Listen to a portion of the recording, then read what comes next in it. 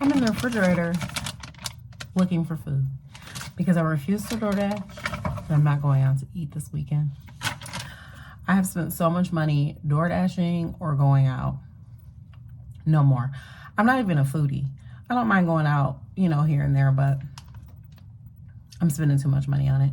And you probably are too. And this is a way to save money and still have a good time.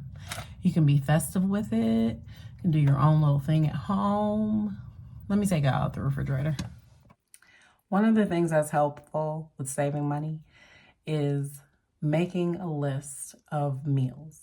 I've made a list before I went to the grocery store, but it wasn't meals. It was just random items.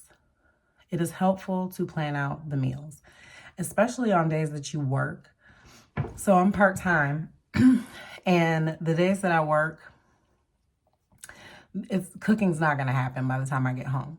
So I have to have things planned out, or else I will go out to eat. Or I'm not really a big DoorDasher. I think I DoorDash more when my daughter's in town because, the kids are more into DoorDashing. Well, some adults are too, but I'm just not. It costs too much money. Like, as much money that's put on from DoorDashing, I'm like, yeah, that's a whole nother couple of meals. So that's not usually my cup of tea. But I will stop and grab something to eat if I'm tired. I don't want to cook. But if there's something there that's already prepared or something there that's already put together that I can just throw in the oven, that I'm more likely to do. So you should try this.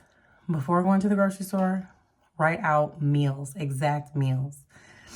Because just writing out random stuff, that doesn't get me anywhere. I don't know what it gets you, but it's not helpful. So that's number 1 on the list. Number 2, the other thing that will save you some money, oftentimes buying store brand instead of a name brand will save you. This is one of the brands that I get. Sorry, the lighting. It's kind of dark. I'll show it in the lighting, but I know fresh and frozen are better than canned. But this brand at Aldi is, I think, 64 cents.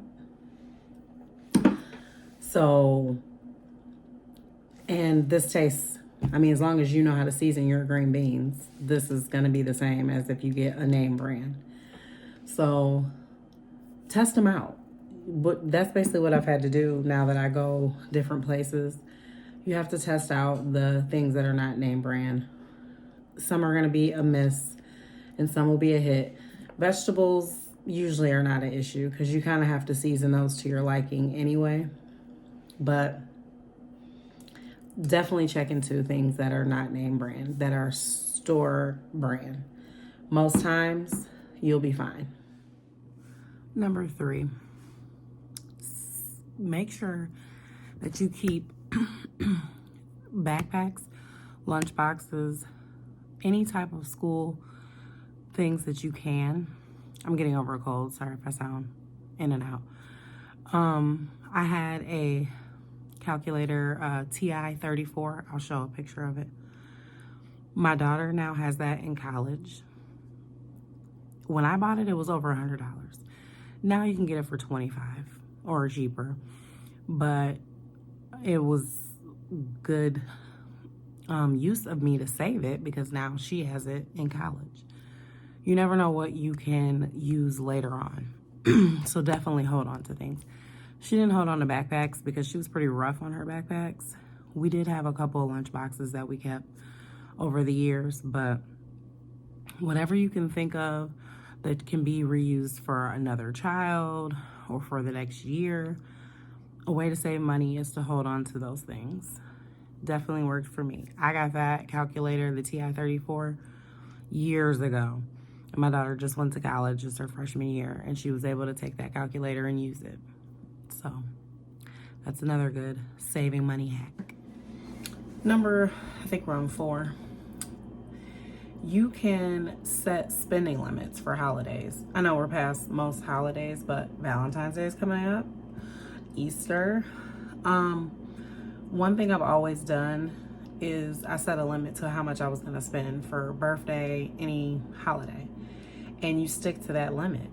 what you have is what you have. I told you, I've said this before, if you don't go so big when they're younger, then they're used to that.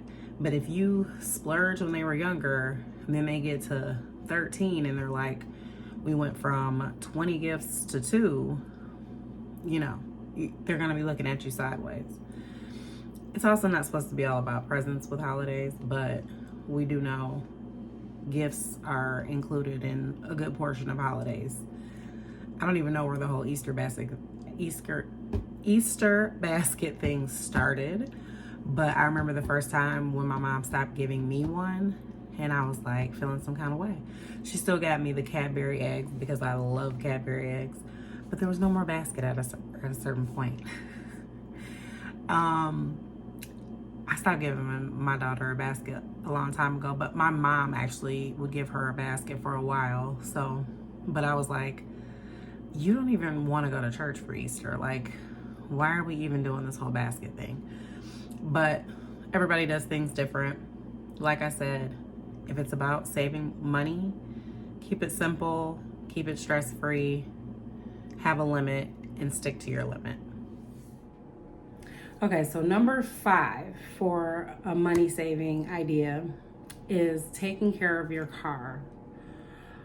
I am the queen of having older cars.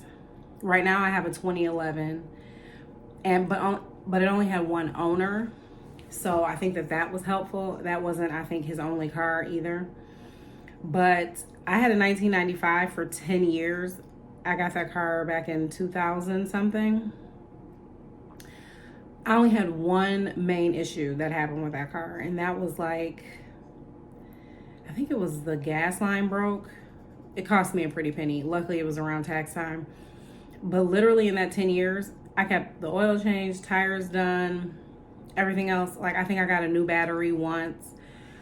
That car was my baby. Cam, I'm trying to tell you. 1995 Camry can go forever. And I just strongly believe if you take care of your car, right now I have to get an oil change and get new tires and stuff for my car currently, which I'm going to do soon. But cars can go the distance if you take care of them, and it will save you a lot of money. And I mainly this is for everyone, but when you have older cars, you really do have to take care of them. And a lot of times they will last. So number 6, one of the things I've noticed, one of the issues with people in saving money can be the people you're around and their lifestyle. And you will have guilt. So I'm here to talk about a few different ways that you can say no without guilt. One of them I said, you can just tell them you're cutting back. If you choose not to go out to eat and you're choosing to cook at home, maybe if you still want to spend time with them, you can invite them over. I'll pass this time. This is not in my budget right now.